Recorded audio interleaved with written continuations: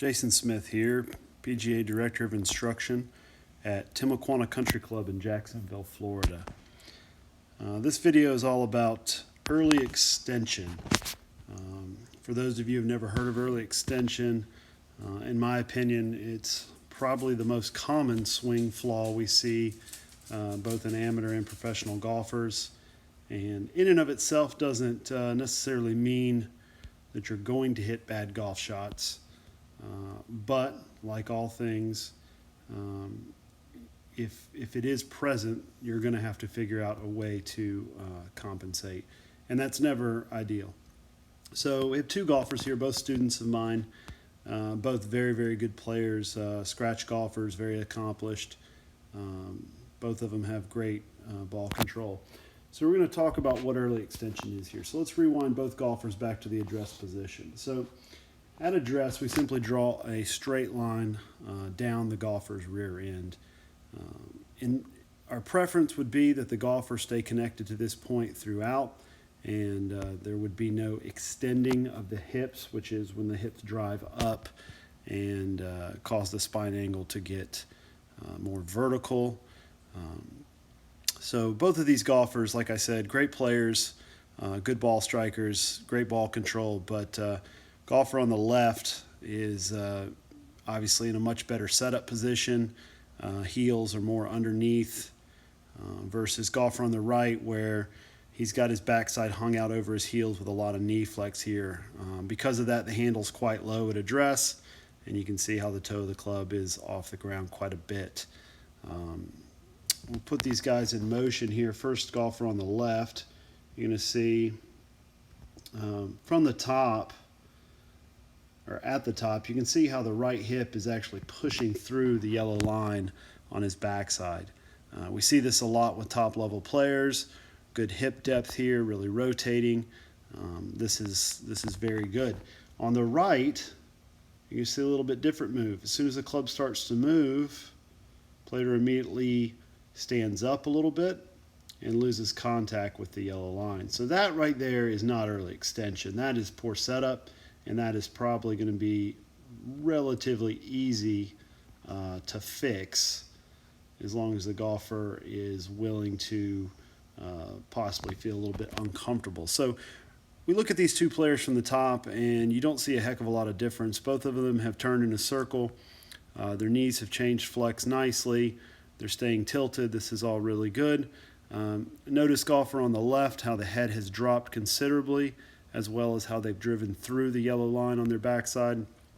Golfer on the right, head has risen ever so slightly, and they have lost contact. So as we go down to impact, golfer on the left is going to end up returning the golf club very, very similar to where it was at address. The handle of the golf club is not going to be up in the air more than it was in address. The shaft lines match almost perfectly.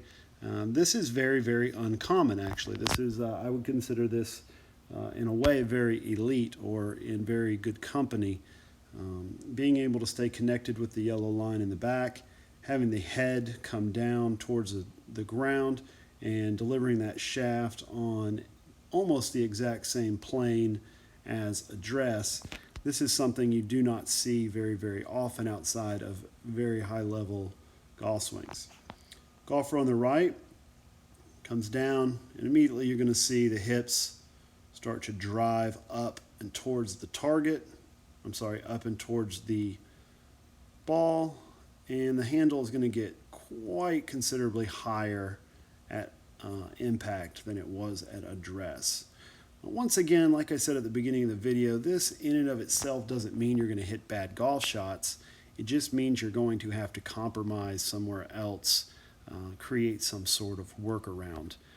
Golfer on the right hit several balls off the toe. A lot of people can learn to manage the golf ball flight very, very well off the toe. I've seen a lot of very good players who strike the ball on the toe. But if you are suffering from early extension, some of the things that you might experience, toe deep divots, maybe even a shank now and again, the inability to get the club face pointed back at the target.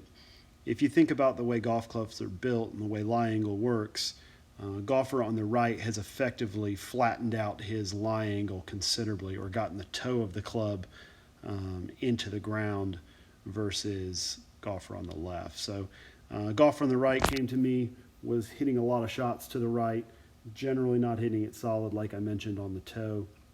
And we also did a TPI screen on him, so we gave him a little bit more stuff to work on, and hopefully he'll get this stuff sorted out really, really soon. So if you think you might experience early extension and any of the number of bad shots that it could cause from leaving the ball to the right, shanks, excessive toe hits, toe deep divots, if any of those things sound common, please let me know. Reach out, and hopefully we can get you on the lesson tee and figure out what's going on with you. And if you're not here in Jacksonville, please reach out to your local PGA professional, and hopefully they can help you out. Thank you guys for watching, and I hope you guys are hitting them well. Take care.